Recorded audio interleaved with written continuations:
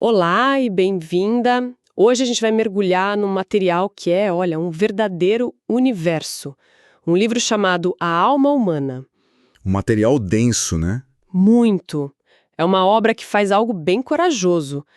Ela mistura a filosofia de Platão, psicologia profunda de Carl Jung e, pasmem, até o simbolismo da alquimia. Tudo para tentar desenhar um mapa da nossa vida interior. É isso aí.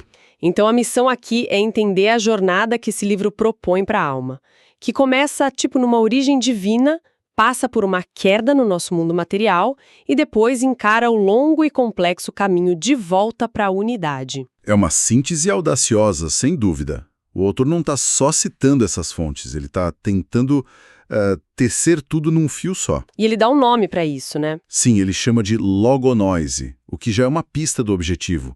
Ele quer harmonizar o logos, que é a nossa razão, a lógica, com o nous, que é, uma forma de conhecimento mais direto, a intuição. Entendi. Então, a grande pergunta do livro não é só quem somos nós, mas sim qual é a nossa trajetória no grande esquema das coisas, qual é a nossa narrativa cósmica, sabe? Certo, vamos começar a desvendar isso então.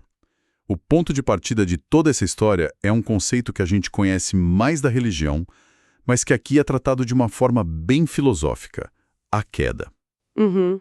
O livro diz que a alma, que era originalmente pura, parte do divino, começa a sua descida no exato momento em que ela passa a se enxergar como algo separado. É o primeiro eu sou eu e o resto é o resto. Exatamente. E o fascinante é que o texto não trata isso como um evento único, mas como um processo, sabe? Uma descida em estágios. Em estágios. Sim. E cada estágio é associado a um dos 7 planetas da astrologia clássica e a um metal da alquimia. É como se a alma, ao descer, fosse vestindo camadas, se densificando para poder existir no mundo material. Que imagem! É uma ideia muito poética e bem estruturada. Muito. E como isso funciona na prática? Qual é a primeira camada que ela veste? A primeira etapa é ligada a Saturno. Aqui, a alma adquire o que o texto chama, em latim, de ratiocínio nactio. Um nome complicado para algo que a gente usa todo dia, que é o raciocínio discursivo, certo? O pensamento em sequência, o A leva a B que leva a C. Precisamente. E aí já entra a primeira grande ironia que o livro aponta. Qual? Ao ganhar essa ferramenta poderosa, que é a lógica, a alma perde algo. Ela se afasta daquela inteligência original, que era intuitiva, direta, um conhecimento tipo instantâneo. E a simbologia da alquimia, que é perfeita, Saturno é associado ao chumbo. E por que o chumbo? Parece uma escolha tão... Pesada? Exatamente por isso. Na alquimia, o chumbo é o ponto de partida, a matéria-prima densa, pesada, adormecida. Faz sentido. Associá-lo ao raciocínio lógico é uma metáfora brilhante. O pensamento passo a passo é poderoso, mas também nos prende à terra, nos apesa, nos torna mais lentos, em contraste com a intuição, que seria leve e instantânea como a luz. Entendi. A gente ganha a capacidade de analisar, mas perde a de simplesmente saber. E depois do chumbo de Saturno, qual a próxima camada? A próxima parada é Júpiter. Sob sua influência, a alma ganha vis a genti, a força de agir. Ela se torna um agente independente no mundo. Isso, mas claro, com a liberdade de agir, vem a responsabilidade e as consequências das escolhas. O metal associado é o estanho, que é mais maleável que o chumbo, já mostrando um pouco mais de flexibilidade.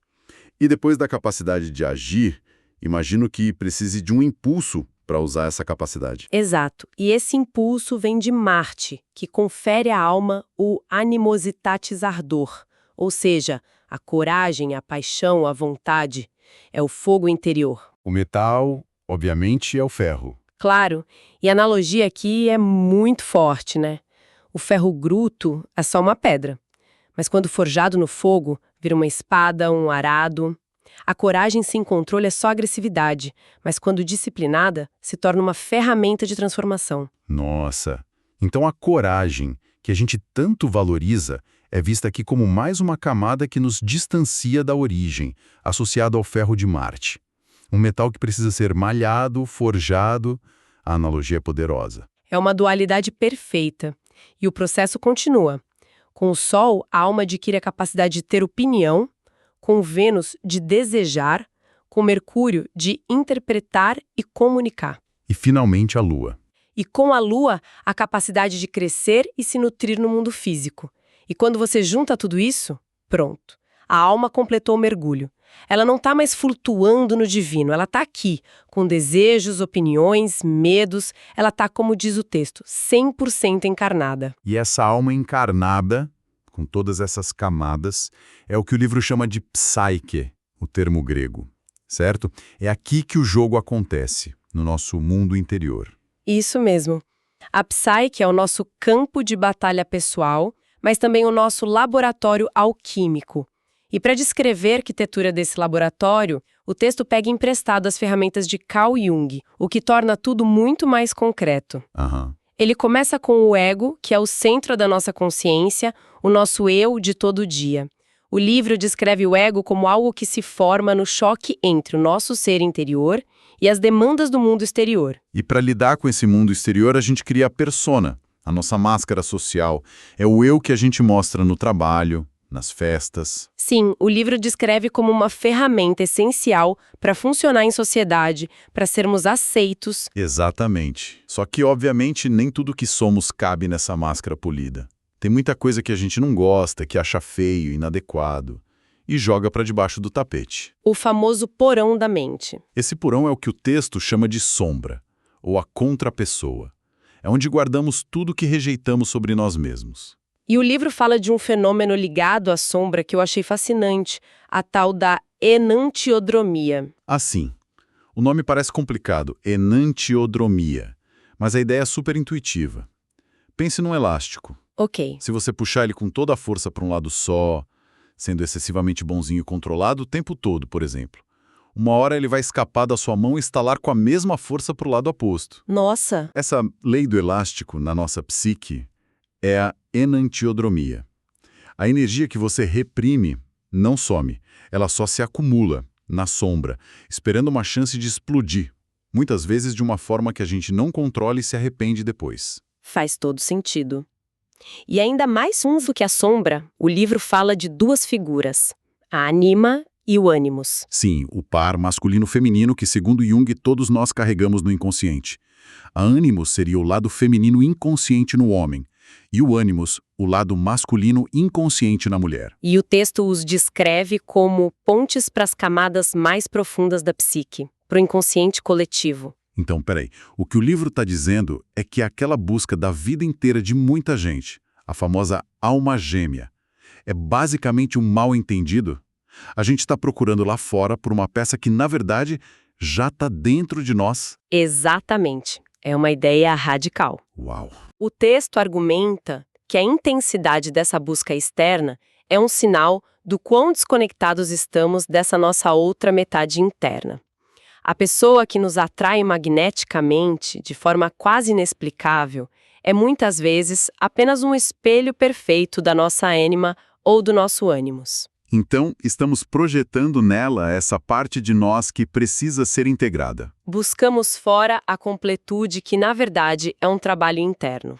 Ok, o cenário parece um pouco sombrio até aqui. A alma cai, se fragmenta, se enche de camadas, cria máscaras, esconde partes de si na sombra. A pergunta óbvia é: e agora? Existe um caminho de volta? O livro oferece um mapa para sair desse labirinto? Oferece. E é aqui que a estrutura narrativa fica muito poderosa. O texto descreve essa jornada de retorno, a jornada da alma encarnada, usando os arquétipos dos arcanos maiores do tarô como estações de um trem. É um mapa simbólico para o desenvolvimento da consciência. E por onde começa essa viagem de volta? Começa com o arquétipo do louco. Ele simboliza a alma logo que chega ao mundo. Pura potencialidade, cheia de energia, mas completamente ingênua, inconsciente do seu destino e dos perigos do caminho. O texto usa uma imagem ótima. É a centelha divina dentro de um corpo animal. Há um potencial infinito, mas zero experiência. Do caos e da ingenuidade do louco, para onde vamos? A jornada passa pelo imperador. Aqui, a alma dá de cara com a estrutura, com as regras. É o confronto com a figura do pai, com a ordem social, com as leis. A fase da adolescência e do início da vida adulta. Isso, em que o mundo impõe limites e a disciplina se torna necessária para construir qualquer coisa. O imperador organiza o caos do louco. Depois de se organizar no mundo externo, imagino que o foco se volte para dentro. Precisamente. E o próximo grande desafio é o arquétipo da força. Ele simboliza o momento de encarar a própria fera interior, os nossos instintos, a nossa sombra. O texto usa a metáfora do leão de Nemeia, um dos trabalhos de Hércules. Mas faz uma distinção crucial. O objetivo aqui não é matar o leão, como Hércules fez, mas sim dominá-lo, domar a fera. A verdadeira força não está em destruir nossos instintos. Mas em integrar a energia deles de forma consciente. E depois de domar a fera interior, chegamos a um ponto que parece ser o mais assustador de todos, o arquétipo da morte. Sem dúvida. E o texto é muito claro aqui. Não se trata da morte física, é a morte da persona. Essa ideia da morte do arquétipo é uma das mais difíceis de digerir, não? Porque a gente passa décadas construindo essa persona, esse eu profissional, social, e o texto diz que para realmente evoluir, a gente precisa deixar tudo isso morrer. Soa como um colapso total. E muitas vezes é um colapso. O texto não romantiza esse processo. É descrito como uma crise, uma noite escura da alma. Você perde o chão. Sim. As certezas, os títulos, os papéis sociais que te definiam, tudo isso desmorona. Mas a chave aqui é entender que não é a morte do seu ser verdadeiro, e sim da identidade falsa que você confundia com o seu ser. É como ter que demolir uma casa. Exato. Uma casa que ficou pequena e desconfortável demais para poder construir um palácio no lugar. É assustador, mas libertador. Uma demolição necessária. E o que nasce das cinzas dessa morte da persona? O que nasce é a possibilidade de uma união interior. A jornada alcança a estrela. O livro descreve esse estágio como as bodas alquímicas superiores. As bodas alquímicas. Lembra da ânima e do ânimos, que antes eram projetados lá fora, na alma gêmea? Aqui, eles finalmente se encontram e se unem dentro do indivíduo. As polaridades internas se casam. O ser se torna psicologicamente andrógeno, completo em si mesmo. Não precisa mais buscar fora o que lhe falta. E qual é a culminação de toda essa jornada? Do louco, passando pela morte, até a estrela. Onde isso termina? Termina no arquétipo do mundo. É a totalidade, a integração completa.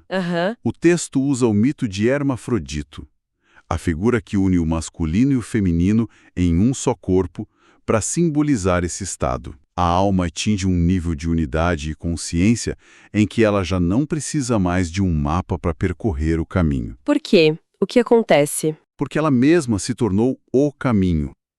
Nossa! A busca acaba porque o buscador se fundiu com aquilo que era buscado. É o fim da jornada de individuação como um processo de juntar fragmentos. Agora, a alma é uma unidade consciente. Então, resumindo a ópera, o que a gente tem é a história de uma alma que desce e se fragmenta no mundo material, se vestindo de camadas cada vez mais densas, e depois empreende uma subida consciente, difícil, cheia de provas, de volta a um estado de totalidade. Uma viagem do caos à ordem, da separação à união. Exatamente. Mas o texto deixa uma provocação final que eu acho a mais interessante de todas. E qual é? Ele afirma que essa jornada não é um círculo. Não voltamos ao mesmo ponto de partida, àquela inocência original do louco. É uma espiral ascendente. Entendi. A alma, que chega à totalidade do arquétipo do mundo, é muito mais consciente do que era no início. E por isso, ela ganha 2 novas missões. Novas missões? Achei que era a linha de chegada. Pois é. A primeira missão é manter essa unidade, que não é um estado estático, e sim um equilíbrio dinâmico que precisa ser cultivado. E a segunda, ainda mais importante, é servir como um farol, como um guia para os outros que ainda estão perdidos no meio do caminho. Uau! Isso nos deixa com uma reflexão final um tanto provocadora. Que seria? Talvez o objetivo de toda essa jornada espiritual e psicológica, a tal da iluminação, não seja um destino final para a gente poder descansar em paz. Talvez seja, na verdade, o início de um novo e profundo senso de responsabilidade para com o todo.